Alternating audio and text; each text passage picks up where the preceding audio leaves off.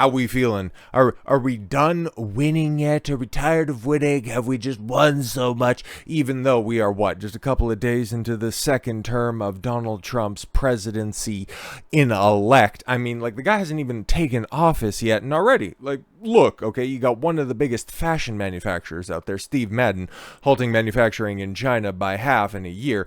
Hamas getting ready to negotiate peace. We'll see if the other side of that equation wants to come down to the table. Iran-backed Houthis announce a ceasefire, and Putin getting down to the negotiation table. Well, a couple of those things have already been open for a while, but it also exposes just how inept the people that have been in charge for the past 4 years really are, because all it takes is a couple of phone calls, man, okay? And Trump is better at this than literally anybody else has, at least in my lifetime. Instead of just sending drones, instead of sending missiles to solve problems, he presses a button or two on a plastic piece of technology that has been around for about 100 years, or about as long as Joe has been in public service, puts the damn thing to his head, and he makes deals. He exposes how simple this is. But in fact, that isn't a comprehensive list of what he's accomplished. And hell, even by the time that you guys see this video, there might be a few other things to add to that list right there. He's a very busy guy. It's a very complicated business, but he makes it look very easy. But something that he's been doing, okay, something that Trump has been uniquely suited to doing, is exposing corruption in politics, but then, of course,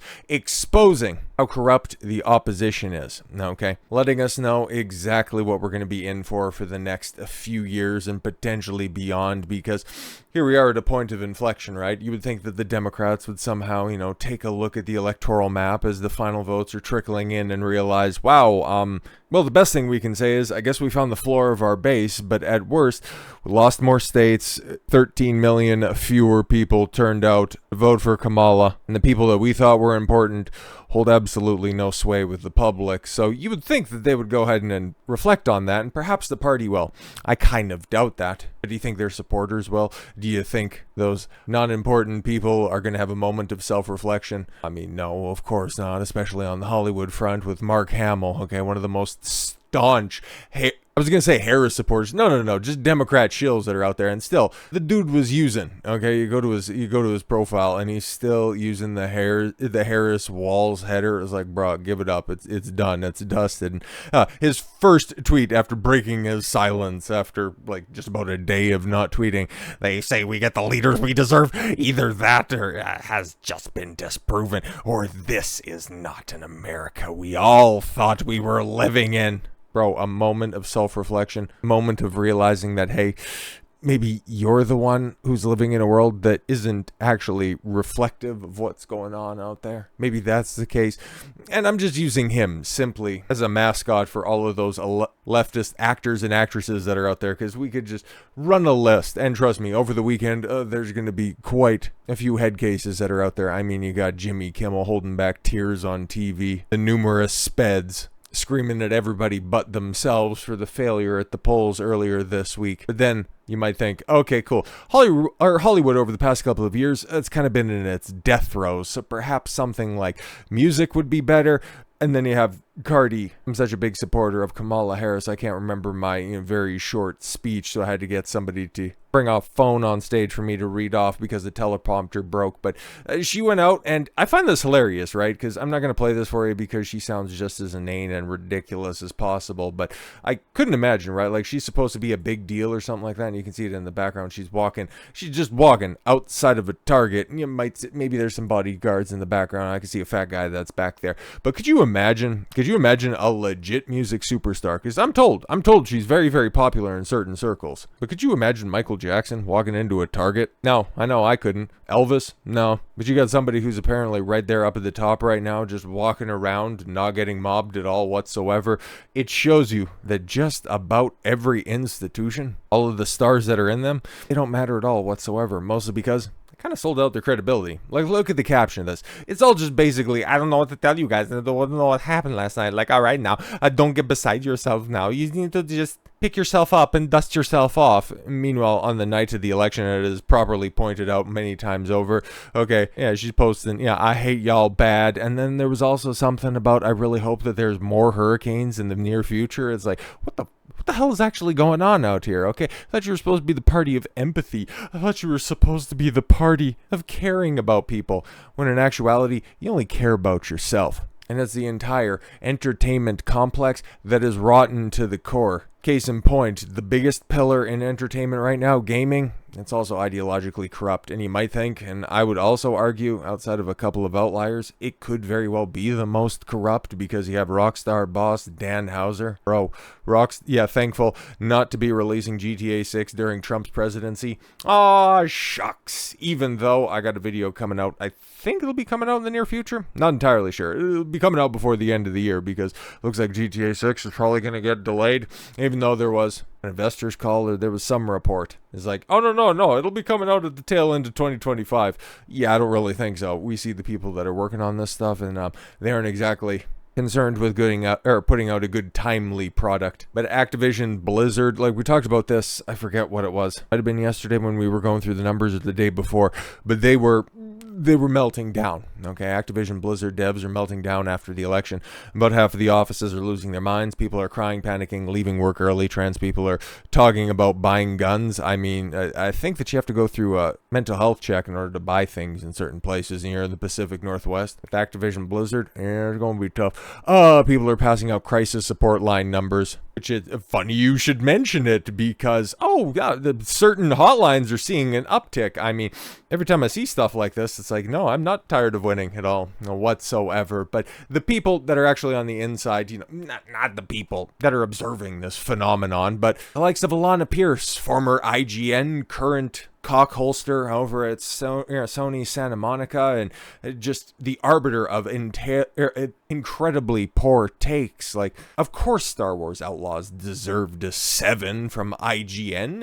It's a comprehensive and complex AAA game, and basically speaking, because they are so complex, you basically start at a 5, and due to its coding, it deserves a 7 based on that. It's not like any of those pathetic indie games, and that's what the bottom half of the 10 scale is reserved for. Or how if you have a child in the room, it's a situational disability or an accent. But this Australian took time out of her busy schedule to write, trying to wrap my head around mega supporters who still think that they're underdog victims somehow.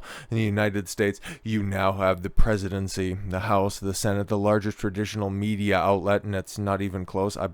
All the top podcasts, you are the establishment. Again, it's like, for all of the bad takes that I pointed out, that one right there, you have podcasts. Oh, okay, cool. You have institutions that still, as of today, Senate is controlled by the Democrats. The president, we're not entirely sure who it is at this point in time. Or, you could say the same thing about the past 4 years. He's still a Democrat. Just goes to show you that all of this stuff, it's a door. It's a ever-evolving process. And yeah, once again, as Grums points out, you had 4 years of power and you called yourself the underdog. Yeah, it's because they live in a victimhood complex. You had every corporation shilling for you. Yeah, how many billionaires? How much Wall Street money went into the coffers of the Kamala Harris campaign? Every social media platform censoring, to your every whim, and you're just complaining because one broke free. But no. MAGA's the establishment. This is some next level gaslighting. And like I said before, okay, none of these institutions are going to change. Trump exposed that once again. And of course, the queen of 2024 herself, Alyssa Mercante. The Dems have to move much further to the left to win shit. Stop trying to lib your way to the top when the right is going more insane by the minute. More insane, huh? That's very interesting. You take a look at the coalition of people that are there and you wonder, you see former Democrats up there on stage flanking Trump, and you think, they're the ones that are moving farther to the right. Not us. We're not moving far enough to the left. Makes a lot of sense right there. Good thing we got Kotaku's top gal on the study. It's not like she has more pressing work to do. But in fact, that's not the case anymore, because he puts out this statement earlier on, or rather first thing Thursday morning. After exactly 2 years, I've decided to leave Kotaku and my role as senior editor. What? I'm eternally grateful for Kotaku's editorial team and all they have taught me during my time there. They're some of the best in the business, and I will forever be proud to have shared a masthead with them. They continuously fight to maintain the editorial pillars that make Kotaku great. What? And to hold on to their journalistic integrity in the face of increasing pressure. To compromise that. That's just so farcical. I can see why you left, because perhaps Kotaku was going to bring in an editorial standard and you couldn't blatantly lie like that anymore. It's been a long few months during which I've learned a lot about myself, my value as a woman and a writer.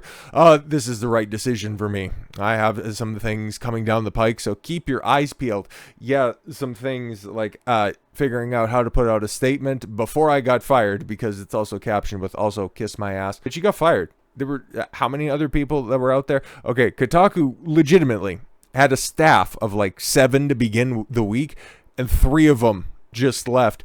2 of them announced that they got fired, and you're out here trying to say, "Oh no, I didn't get fired. I quit." Sure thing, pal. Alyssa Mercante no longer working at Kotaku. Yes, this former senior editor is now leaving for greener pastures. It's just where exactly, like her social media presence, right? Like outside of just getting ruthlessly mocked on very stupid takes on social media, she doesn't get that many views, bro. Okay, like this statement right here, obviously, because everybody's going, bruh, well, what the fuck are you doing? This is the only time that you're going to be relevant at all. Why are you leaving? Are they shutting down Kotaku? That'd be far more pertinent for you to announce. But look at everything else that she posts. 4,000 views, 2,000 views, 6,000 views, 8,000. It's like, bro, whenever you mention Grums or you have your nut-licking sycophant out there repost some shit, like, you don't get anything. There's nothing at all for you to do other than try to suck up to Hassan, and you get exposed for that. But you've got a Twitch stream that averages like 90 viewers. Like, you've got nothing. You're the queen of nothing, and then you gave up the only thing that gave you relevance. It's like nobody's gonna read your Substack or whatever you're gonna start up. You're not personable enough to amass any kind of a social media following. You're done. You're dusted. You canceled yourself, and then what? You're gonna complain? She really has done the Frost arc this year. She went on this big Spurgfest earlier this year in defense of Sweet Baby Inc., which people are trying to tie her to as her next landing spot, where she's gonna become a DEI consultant. But that's a business that is just self-emulating. Just like with the reboot of G4 and Frost, she goes on her big, misogynism in video games, and then less than a year later, G4 rolls up. I would imagine Kotaku's finally going to end up facing the same fate, because nobody's left there, bro. And the only reason that they were over this year getting any types of clicks is when Mercante would write one of her My Dear Diary entries and then wrap it up in a Elden Ring Shadow of the Erd Tree review. Like, there's no reason to go back to Kotaku, bro. But just taking a look at this and reading this here real quick. In a post to X, Mercante wrote, just reinforcing all of her bad decisions. I'm going down here.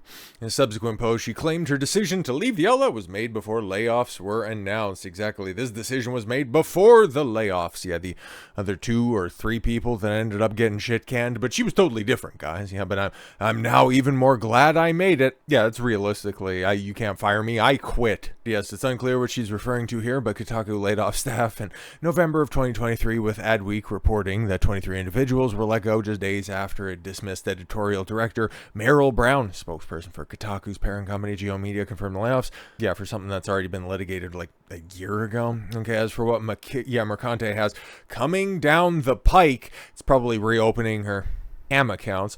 YouTuber Hypnotic predicted she will most likely become a DEI consultant for Sweet Baby Inc., the company she ran damage control for. Well, yeah, exactly. Lied about everything, and that's what put her on the map to begin with. Mercante did recently share that she was at Compulsion Games.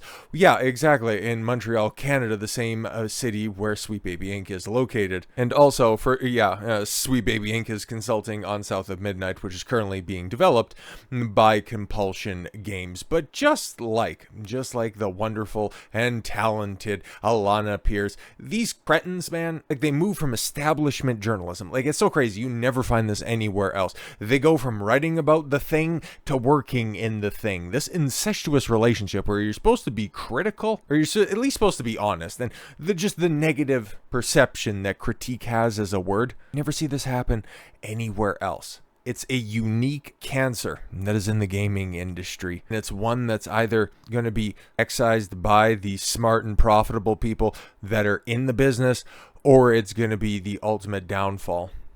It's going to be the issue that brings it to its knees and ultimately collapses it. One way or another, doesn't really much matter, man. There's enough indie games that are out there that can buoy gaming. There's enough back catalog that can't be poisoned by these cretins. And trust me, the stuff that we're seeing getting put out there right now, isn't really all that enticing. So keep the shit that is coming out right now. And you guys just continue to circle the drain and make a lot of hilarious noise on your way out. Best of luck, Alyssa.